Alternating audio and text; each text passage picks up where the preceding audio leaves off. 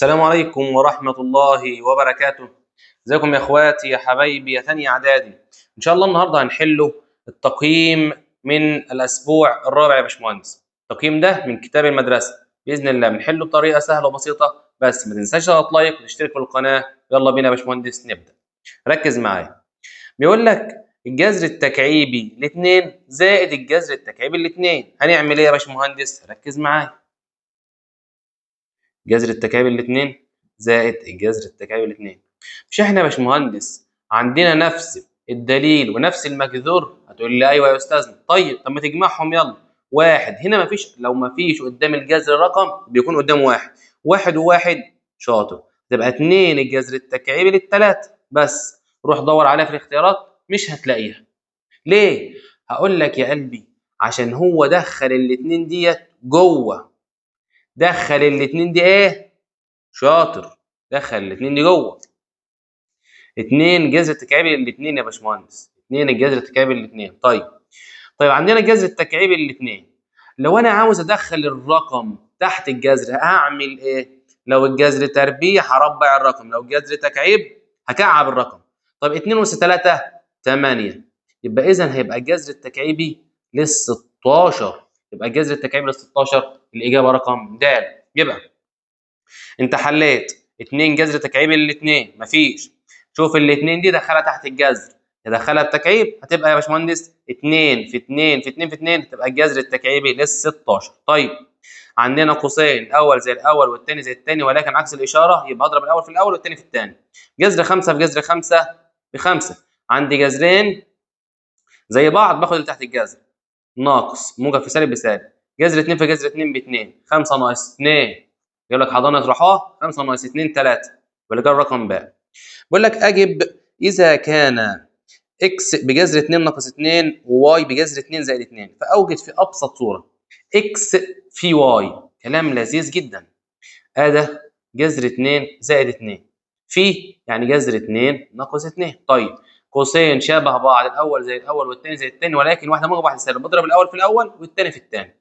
جذر 2 في جذر 2 ب2، موجب في سالب بسالب، 2 في 2 ب4، 2 ناقص 4 سالب 2 يا باشمهندس. يبقى اجابه اول واحد سالب 2. طيب اكس زائد واي يعني جذر 2 زائد 2 زائد جذر 2 ناقص 2. طيب بس موجب 2 مع طير مع سالب 2، جذر 2 وجذر 2 يبقى 2 جذر 2 يا باشمهندس. يبقى دي طلعت سالب 2 ودي 2 جذر 2. طيب بقول لك اختصر لابسط صوره. بص بقى يا باشمهندس هنحله ازاي. اول حاجه جذر ال 16 دي وديت اسها الدليل الجذري بتاعها تكعيب، عاوز رقم يطلع بره. يعني ال 16 ديت شاطر، هيبقى جذر تكعيبي ال 2 في 8 او 2 في سالب 8 عشان دي سالب 16. طيب هتقول لي عملت ليه كده يا باشمهندس؟ عشان اطلع السالب 8 دي بره من تحت الجذر، هتبقى سالب 2 الجذر التكعيبي للاثنين بس كده. يبقى سالب 2 الجذر التكعيبي للاثنين، بحيث لو انا عاوز ادخلها، فاكر بقى المره اللي فاتت لما كنت قلت لك عاوز ادخل الرقم هدخله تكعيب، سالب 2 في سالب 2 في سالب 2 بسالب 8، سالب 8 في 2 بسالب 16، يبقى ما عملتش حاجه. طيب ولكن انا كده بقول ايه؟ بختصر يا باشمهندس. يلا نحلوها في ورقه نظيفه. يبقى اول واحده طلعت عندنا سالب 2 الجذر التكعيبي للاثنين. طيب ال 28 دي يا باشمهندس كام في كام؟ برافو، الاربعه في 7. الاربعه هتطلع بره تحت الجذر التربيعي، ده جذر تربيعي 2 جذر 7، يبقى ناقص 2 جذر 7. كلام حلو. زائد ديت دليل الجذر بتاعها 3. طيب ال 54 ديت كام؟ 27 في 2. طيب ليه هتقول لي عملت 27؟ عشان اطلع ال 27 من تحت الجذر ب 3، يبقى 3 الجذر التكعيبي للاثنين. كلام حلو. ناقص، هل بالله عليك ينفع جذر في المقام؟ لا والله، هيجي ضارب فوق وتحت في نفس الجذر، يبقى 14 جذر 7 على جذر 7 في جذر 7 ب7، يبقى 14 جذر 7 على السبعه تبقى ب2 جذر 7، يبقى كده ناقص 2 جذر 7 بس كده. جمع يلا، سالب 2 جذر 7 وسالب 2 جذر 7 بسالب 4 جذر 7. طيب وسالب 2 جذر التكعيبي للاثنين و3 الجذر التكعيبي للاثنين سالب 2 و3 ب1، يبقى هتبقى موجب الجذر التكعيبي للاثنين. ده الحل كده او كده، او اكتبوا جذر التكعيبي للاثنين ناقص 4 جذر 7. ماشي يا باشمهندس؟ ده اختصر لابسط صوره. بمسك كل جذر، ولو عاوز جدول الضرب هتعرف تحل. عاوز رقم مكعب كامل، هنا عاوز رقم مربع كامل، يبقى رقم في مربع كامل، هنا رقم في مكعب كامل. ليه؟ عشان دليل الجذر مكعب كامل. طيب بقول لك اوجد في ابسط صوره ده في ده على ده في ده. طيب نفس الدليل نفس الدليل نفس الدليل نفس الدليل، اذا سهل. في الضرب بجمع الاسس، في القسمه بقسم الاسس. جذر 3 بجذر 3 هاخد جذر 3 واحده. كلام حلو. 6 و4 في الضرب بقى بجمع الاسس، 6 و4 اس 10 على جذر 3 اس 5 و3 8، واجي واخد جذر واحد و10 ناقص 8 كل اس 2 تطلع في الاخر ب3. جذر 3 في جذر 3 ب3. بس كده سهله جدا والله، ده سؤال سهل جدا. يلا بقى نكمل به. اللي ما فهمش في اللي فات يركز معايا يا باشمهندسين في ده. بقول لك الجذر التكعيبي ل3 زائد الجذر التكعيبي ل3، واحد وواحد هتبقى 2 الجذر التكعيبي لل3. هل موجوده في الاختيارات؟ لا. قلت لك هتعمل ايه؟ هتدخل الاثنين ديت جوه بكام؟ ب8.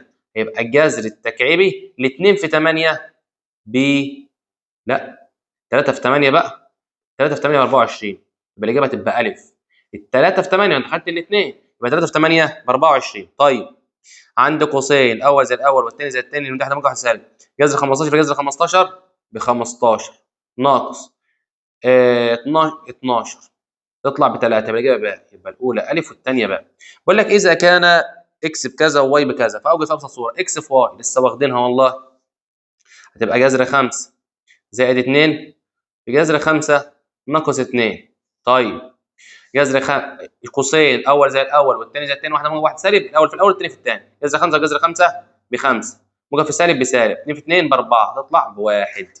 دي كده تطلع بواحد. اكس 5 بواحد. طيب اكس زائد واي جذر 5 زائد 2 زائد جذر 5 ناقص 2. قلنا ناقص 2 هتطير مع سالب 2. جذر 5 وجذر 5 ب2 جذر 5، يبقى الحل 2 جذر 5.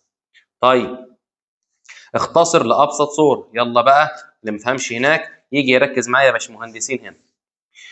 جذر ال 18 ديت ايه؟ تربيع. انا عاوز رقم مربع كامل. جذر ال 18 9 في 2. جذر ال 18 جذر ال 18 فاهمك بس حاجه. جذر ال 18 9 في 2. طب انا عملتها ليه اشمعنى 9 في 2؟ عشان اطلع الثلاثه ديت بره ب3 يتفضل جذر 2. عاوز رقم اسمها مربع كامل. طيب لو تقص 3 مكعب كامل، يبقى تبقى 3 جذر 2. 3 جذر 2 كلام حلو. زائد ال 27 كام في كام؟ 27 في 2 دي 54. 27 في 2 تطلع بره تبقى 3 الجذر التكعيبي للاثنين. عملت ايه؟ تعال ال 54 بس دي اس 3 انا عاوزها حاجه مكعب كامل، يبقى 27 في 2. ليه؟ بحيث ان ال 27 تطلع بره ب3 ويتفضل الجذر التكعيبي للاثنين. كلام جميل. بعد كده ناقص كلام زي الفل. جذر 216 على 12. طيب جذر 216 على 12 ده ايه يا باشمهندس؟ ده مربع كامل. طيب تعالى نعملها كده. جذر 216 على ال 12 طلعت بكام؟ 3 جذر 2، يبقى ناقص 3 جذر 2. كلام حلو. ناقص ال 16 دي يجي يقول لي يا استاذنا 4 في 4. يا قلبي انا عاوز رقم مكعب كامل، انا عاوز رقم مكعب كامل. ال 16 دي انا عاوز رقم مكعب كامل، يبقى ال 8 في 2 هطلع ال 8 بره ب 2، يبقى 2 الجذر التكعيبي ل 2. اللي ما فهمش تعالى افهمك. ال 16 دي جذر تكعيبي، انا عاوز واحد يقول لي 4 في 4. كلام حلو. طب الاربعه دي تطلع بره؟ لا، انا عاوز رقم يطلع بره. فالجذر التكعيبي لل 8 في 2. ليه؟ عشان ال 8 مكعب كامل هتطلع بره ب 2، اتفضل الجذر التكعيبي لل2. كلام حلو. وبعد كده نختصره بقى. 3 جذر 2 ناقص 3 جذر 2 هيطيروا مع بعض. 3 الجذر التكعيبي للاثنين ناقص 2 الجذر التكعيبي للاثنين تطلع بالجذر التكعيبي للاثنين. بس ده حلها. الجذر ده كلها كده بجذر التكعيبي للاثنين بس كده يا باشمهندس. اوجد في ابسط صوره. في الضرب بنعمله ايه؟ لو نفس الدليل ونفس المقدار كل حاجه بجمع الاسس تبقى جذر 5 الكل اس 5 و8 13 على جذر 5 الكل اس 9. هطرح، مش دي اسمها؟ ايوه، تبقى بتساوي جذر 5 الكل اس 13 ناقص 9 ب4، هتدينا يا باشمهندس 25. اعملها على الآلة الحاسبة، هي جذر 5 في جذر 5 في جذر 5 في جذر 5 هتديك 25. طيب يلا السؤال ده في نفس الفكرة بقى، خلاص احنا فهمنا. بيقول لك جذر 5 تكعيب زائد جذر 5 تكعيب هتبقى ب2. جذر 5 برافو تكعيب، طب الاثنين دي هتخش جوه بايه؟ شاطر، ب8. يبقى 5 في 8 يبقى تساوي جذر التكعيبي لل 40. يبقى الجذر التكعيبي يا باشمهندس لل 40، اجابه رقم الف. طيب قوسين، الاول زي الاول والثاني زي الثاني بعكس الاشاره. جذر 7 بجذر 7 ب7 تطلع ب7، موجب في سالب بسالب. جذر 4 بجذر 4 ب4 تطلع ب3. الاجابه رقم ب. طيب مش راضي احل في الكتاب عشان اخواتي بيقولوا لي ما تحلش فيه عشان الاستاذ بيزعق لنا. هل الاستاذ بيزعق لكم يعني ما احلش في الكتاب ولا ايه؟ مش عارف والله. طيب بقول لك بعد كده عاوز اكس في واي، نفس الحوار. جذر 3 في جذر 3 ب3 موجب في سالب بسالب تبقى 3 ناقص 25. طيب 3 ناقص 25 بسالب 22. 3 ناقص 25 بسالب 22. عندي رقمين اشارتين مختلفتين، باخد اشاره الكبيره الى 25 واطرح 25 ناقص 3 تطلع بسالب 22. طيب اجمعهم، جذر 3 وجذر 3 ب2 جذر 3 و5 وسالب 5 يطيروا مع بعض تبقى 2 جذر 3. يبقى الجامع 2 جذر 3 والضرب سالب 5 سالب 22. واختصر لابسط صوره، يلا اللي ما فهمش يجي يركز معايا.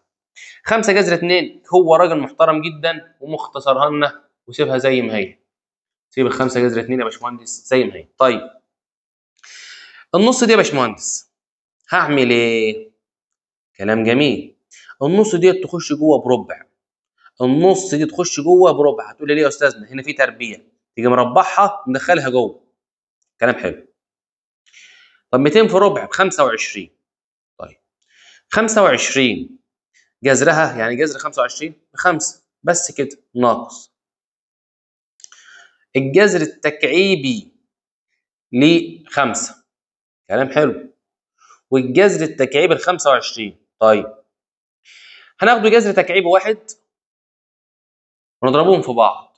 الخمسة ب 25 ب 125 بس كده. يبقى جذر تكعيب واحد واضربهم في بعض. تقول لي ليه عملت كده يا استاذ؟ تفهم دلوقتي. يبقى ناقص جذر تكعيب 125.